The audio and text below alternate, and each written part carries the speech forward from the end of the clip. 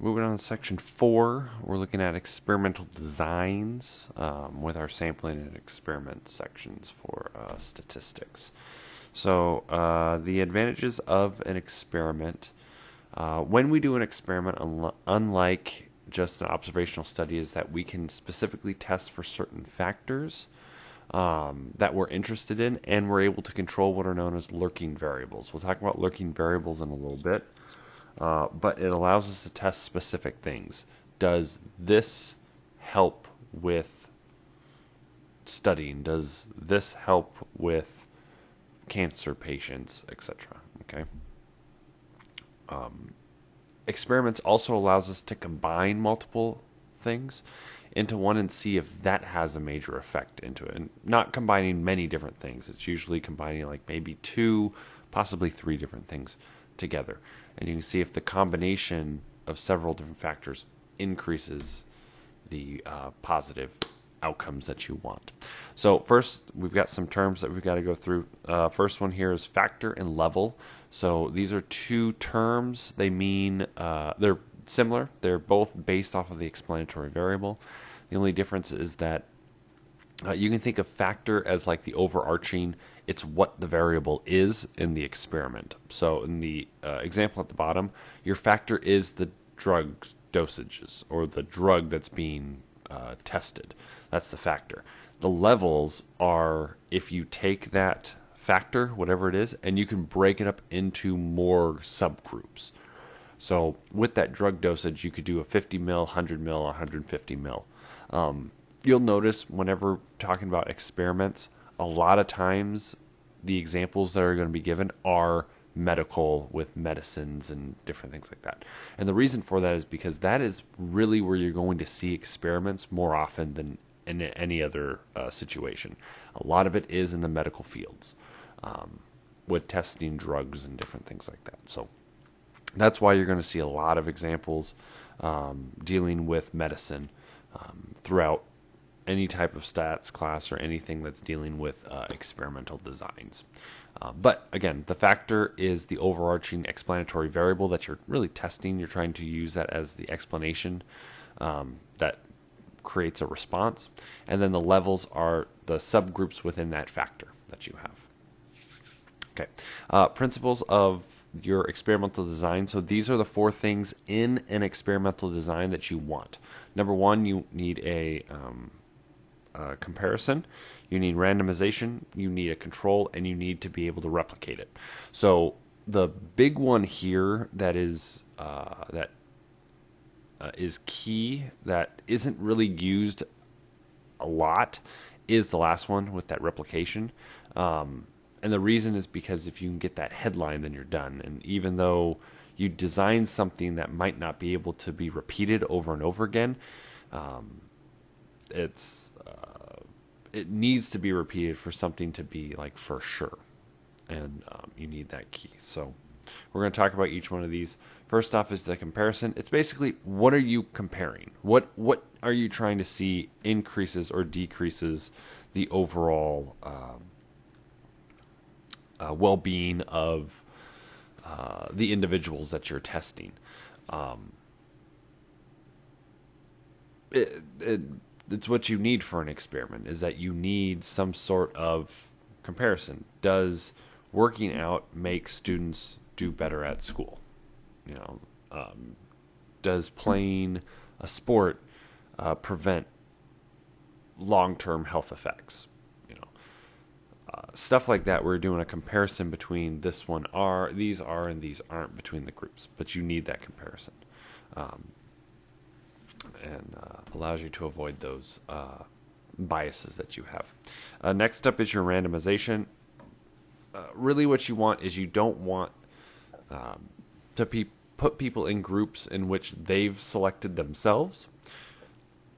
What you want to do is you want to randomly put people into groups. Hey, this random person's going into group A, this one's going into group B, this one's going into group C, and make it random.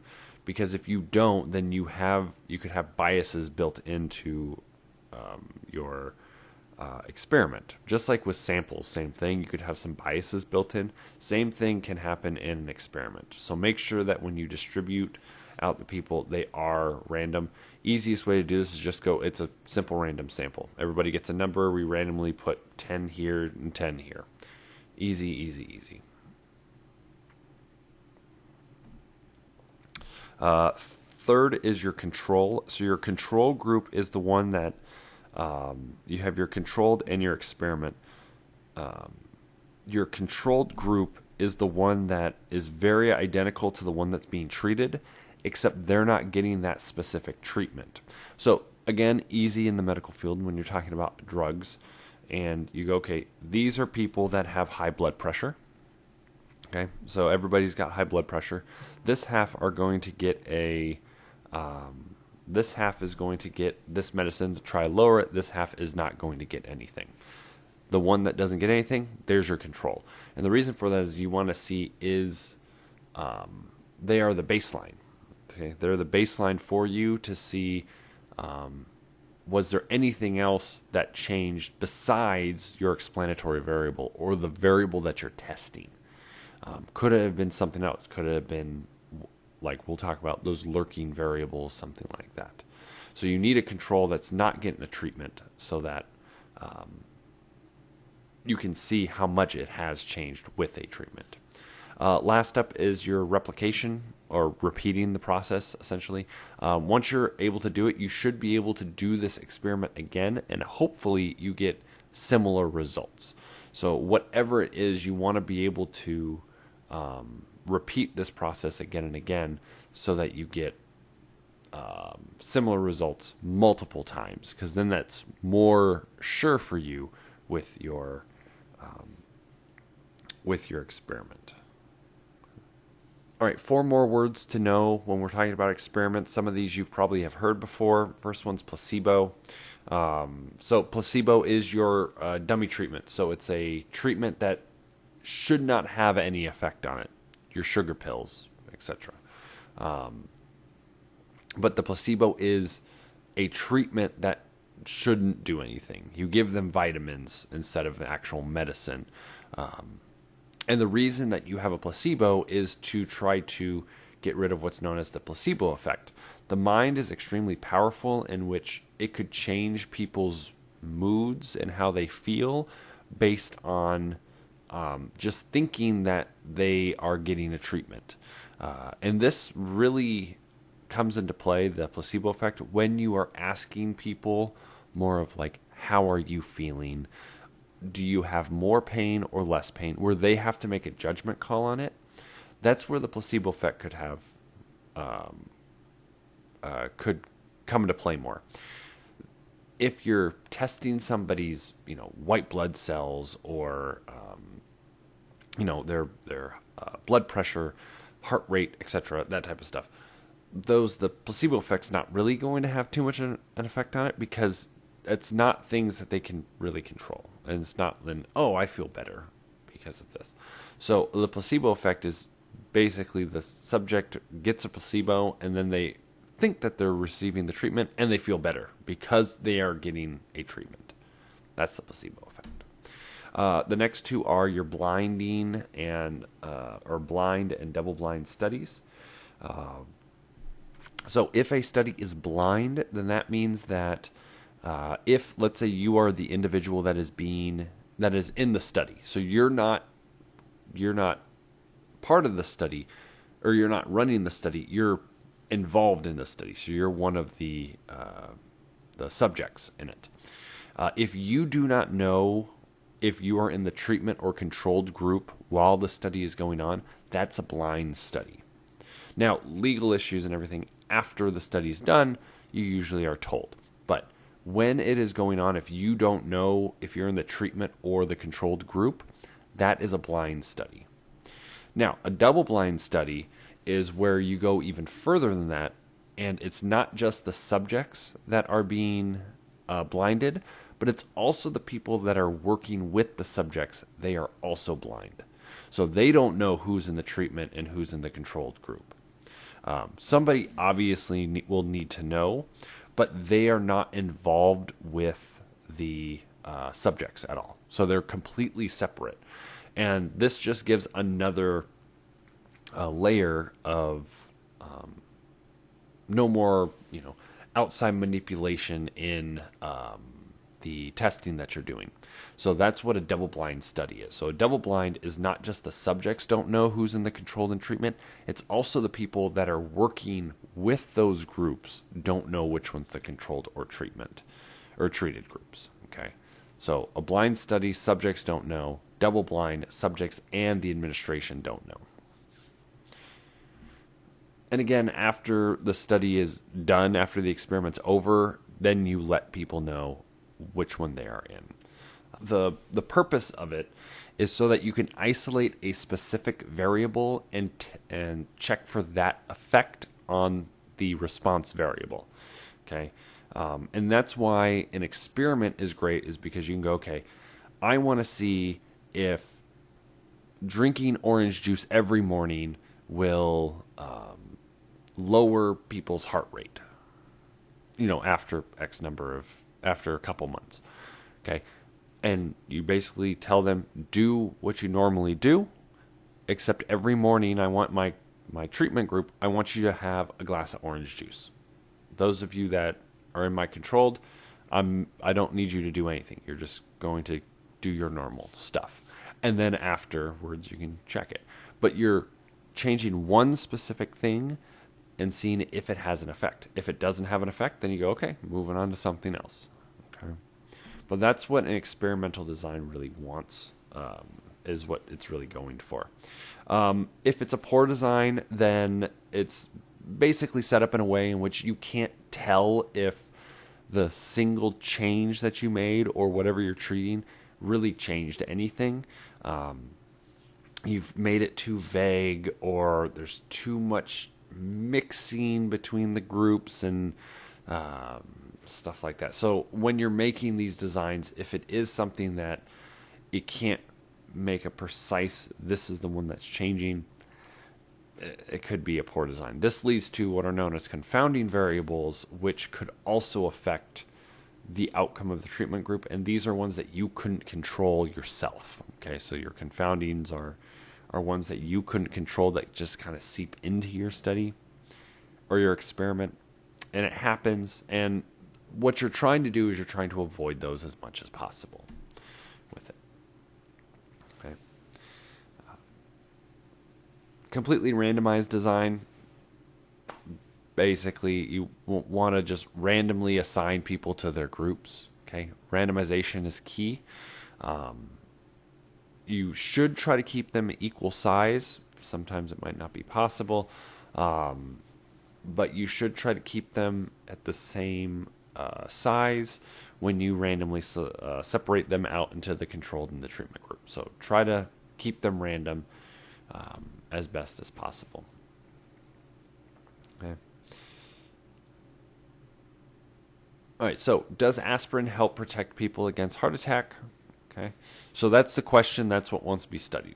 Does aspirin, in particular, help protect people from heart attack? There's the response. So the response variable is basically how many heart attacks. So if you had, 22,000 male physicians took part in this study to see if aspirin or BC helps prevent the heart attacks, describe and design a completely randomized experiment.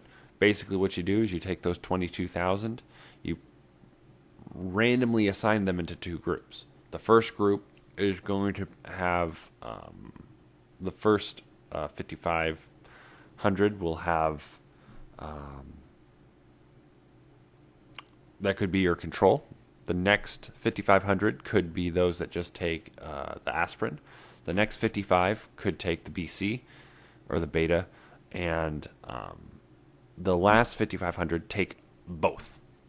And now you've got four groups in which you're testing. And now you can see, does one of them do well, or is the combination of the two better? Okay. And so when you're describing it, you just want to make sure that when you describe it, you want to be as detailed as possible for like an AP exam. Be as detailed as possible to make sure you have a clear statement about what you're comparing, how you're comparing it, how you're dividing them up, That's what you need to do. So you want to make sure that you're not just going, oh, circle, circle, this is how many in each, and blah, I'm done. No, you need to say how it's happening. Okay, details are important with this. All right, so next we're going to talk about lurking and confounding variables, the difference between them. These are the two types of variables in which they could have major effects on your experiments. So first one we're going to talk about is your confounding. Basically, could be another cause of the outcome in your experiment. So example here, you planted tomatoes in a half shaded garden. You fertilized only on the sunny side, but you didn't do it on the shady side. The tomatoes grew better. Now the question is, which was the reason? Was it the fertilizer or was it the sunshine? Now in this example, if you wanted to avoid that, what you could do is you could, instead of doing the shaded region get the fertilizer, cut that in half. So half the shaded region gets fertilizer, the other half doesn't. And same thing with the sunny side. Half the sunny side gets fertilizer and the other half does not. And try to balance it out. That would have been a way to try to get rid of this confounding variable of is the sun. Because then if you see that the sunshine ones all grew better, fertilizer or no fertilizer, then you would say the sun is more important than the fertilizer. But if you noticed in the sunny and the shady part that the fertilizer one was better, then you can definitively say that the fertilizer was the positive in this. That's the main thing that we needed was the fertilizer. Okay, so your confounding variable is just another variable that could affect it and get your response variable what you want. Okay, lurking variable, it's also known as your common response. Is there another variable that drives the other two variables in this situation? So, example, there's a strong association between the number of firefighters who respond to a fire and the damage done. Well, is there something that's connected to both of those? Yes, the size of the fire. The bigger the fire, the more firefighters. Also, the bigger the fire, the more damage, obviously. So you've got this lurking variable, you got this thing that's floating around that is affecting both of yours. Okay? And a confounding variable, so going back to the previous one, the confounding variable, the sunshine isn't affecting your fertilizer. Your fertilizer and the sunshine are separate, but they're both affecting the response. That's confounding. Your lurking variable is, here's a variable that is affecting both your response and your explanatory. So there's something that is affecting both of them. In this case, a bigger fire will cause for more firefighters, which then causes more damage. Okay? It might not be just, oh, if I send less firefighters, there's not going to be as much damage. That's not how it works. It's the size of the fire that's affecting both of them. So if a variable affects both of your response and your explanatory variables, that's lurking. If something only affects the response variable that you're not testing for, that's confounding. The lurking variable really makes an appearance when you're doing observational studies. Because when you're doing observational studies or samples, you're not narrowing down variables. You're just going, here's everything. When you do an experiment, though, you can try to remove those lurking variables and just go, okay, the only thing I'm focused on is one thing and one thing only. Okay? So when you do an observational study or a sample, those lurking variables will always make an appearance because there's no way for you to get around them. They're just going to be there. An experiment, though, you're trying to remove those lurking variables. 3 different types of experimental designs that we have. So completely randomized, match pair, and blocking. Let's talk about these 3. So the first one is completely randomized design, which is something that is probably the most common. This is when you take all of your individuals, everybody that's being part of this experiment, and you randomly assign them into their either control or treatment groups or whatever the groups are. But you just randomly assign it. You don't think anything about it. You just go, oh, you are number. This is your number, and you know this random number goes over here. These random numbers go over there.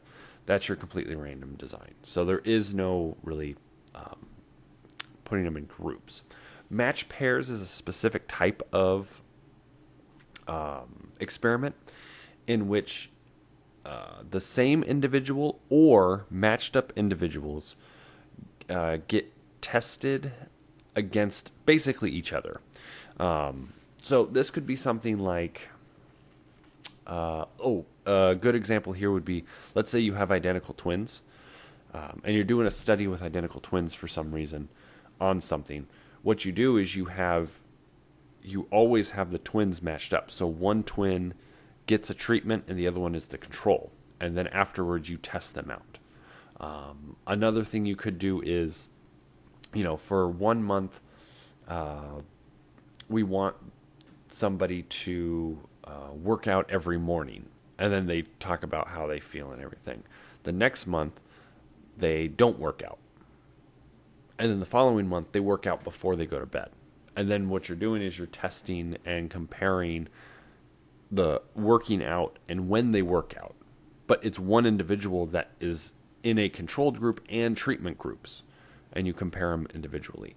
So in a matched pair, you either take an individual and they are both in a controlled group for a little bit and then in the treatment group, and then you compare it with themselves, or you partner people up. One gets the controlled and one gets the treated.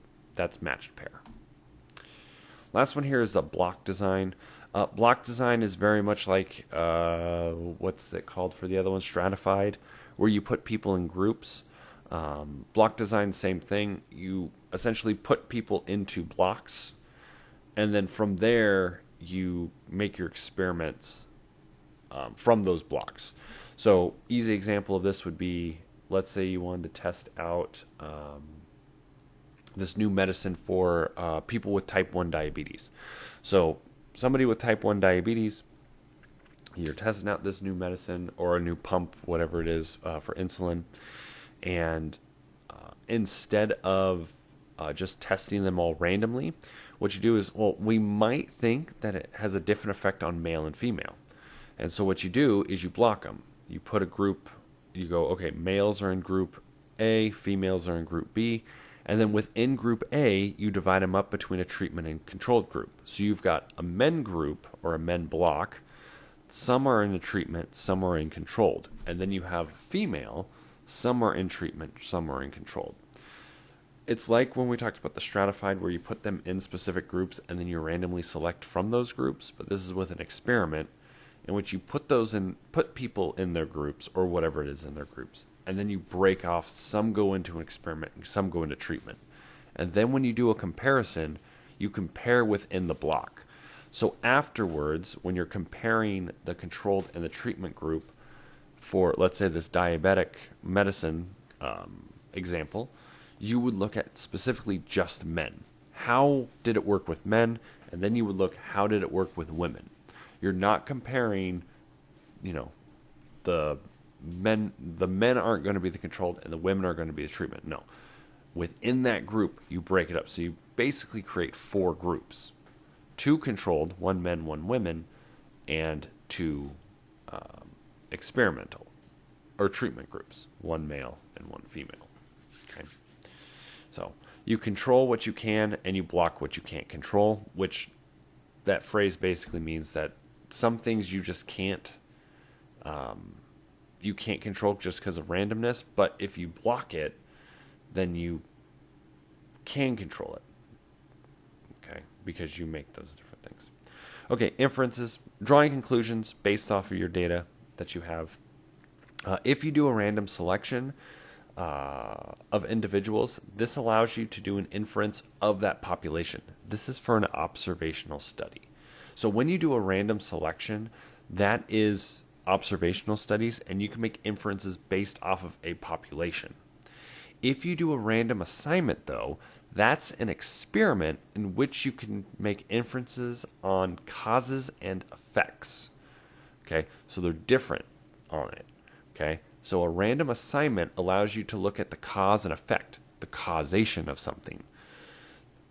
In a random selection, which is your observational study, you're just looking at correlations. Okay, so remember we talked about it's cause or correlation does not mean causation.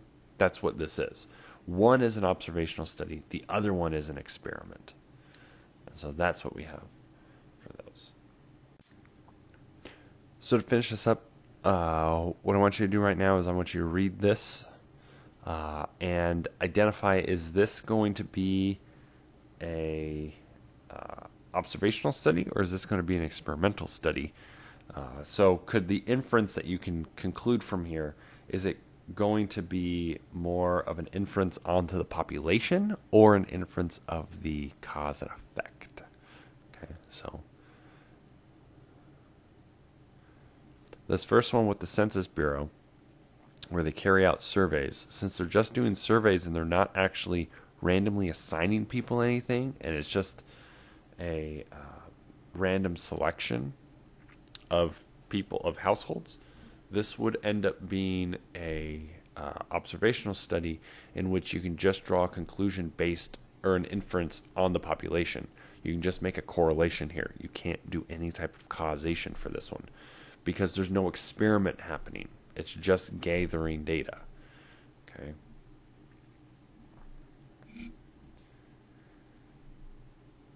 All right, now the second one is an experiment in which you can see what it is. You can read through it. Basically, they're asking for volunteers, and they're going to have two treatments, either with their sleep deprivation for one night or unrestricted sleep.